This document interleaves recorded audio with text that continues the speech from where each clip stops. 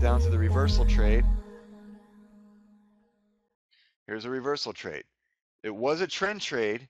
The head of the snake was up at one point, but now the head of the snake has dropped down. The head is turning. So eventually, if this continues, the 5 will drop below the 15, and the 15 will drop below the hour, and then we'll have a trend trade down. The head of the snake will be down. We'll have a trend trade down. But right now, this is a reversal trade. This is when an upward trend trade has started to retrace, potentially even reverse. Normally, the entry's at the 5-minute box. Okay, there's where the entry is on a reversal.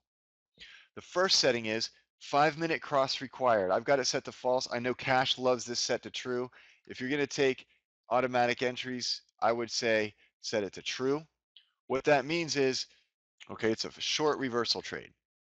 If you've got this set to true, what you need is on the 5-minute lane, the L1 needs to be below the L2.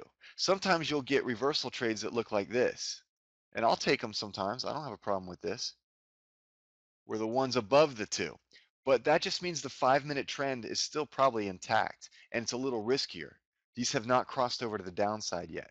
So if you say false on this, it'll still give you an alert on this pattern. But if it says true, it'll wait until the L1 is below the L2 and the price gets back up to here. Okay, so that's the difference. It's a little more conservative. You're going to miss a few reversal entries before this crosses over, though. So that's up to you. If you're going to just use it as, hey, a heads up, and you're going to still look at the chart to make sure everything looks right, then you can set this to false. But if you want to just blindly enter, I would recommend you set it to true. Now, pips to 15-minute box, I've got this set at 10. That just means you need 10 pips or more to the 15-minute box. In this case, there's 15, 16, that's fine. So this type of reversal will not trigger in this situation.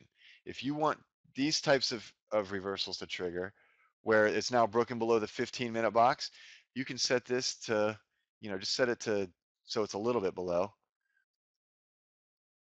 1 pip or 20 pips, just get it close. Make sure it's below. You want the 15-minute box, and it still needs to be below the 5-minute box. But if it's not as important to you, I like there to be a stretched out move on the 15 minutes, so I leave it at a 10. That is the 5-minute reversal settings, just the cross and the pips to 15-minute box. Hardwired in here. Okay, thanks, Cash. As far as the trade setup goes, with this goes, it'll give you an alert. If the 1 is below the 2 on the 1 minute and below the 5-minute, it'll give you an alert. But if on the 1-minute chart, if the 1 is above the 2, it's got to be at least 5 pips below. All right, so 15-minute reversal trade. Let's move on. Let's bring up a 15-minute reversal trade.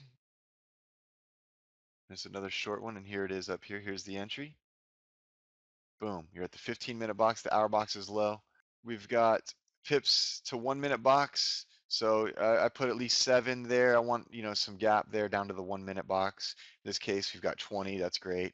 But I want to see at least 7 pips from the entry to the 1-minute box.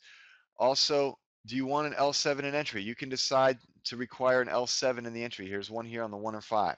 Here's one on the 1 minute right there. The 15-minute reversals have been working fantastic. If you want to make sure you're getting only the prime entries, maybe set that to true.